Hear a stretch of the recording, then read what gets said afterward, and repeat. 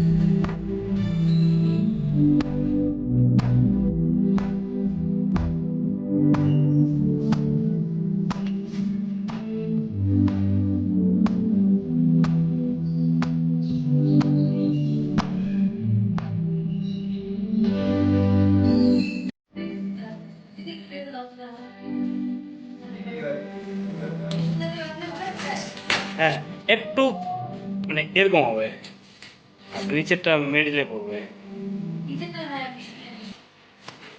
হুম।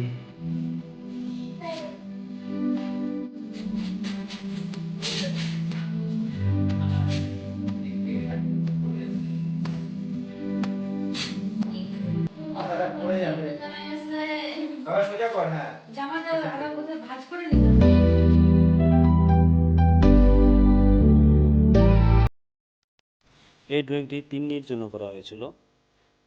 এলকেজিতে পড়ে, তার স্কুলে এই প্রজেক্টটি দেওয়া হয়েছিল এবং বলা হয়েছিল যে একটু অন্যরকম কিছু করতে।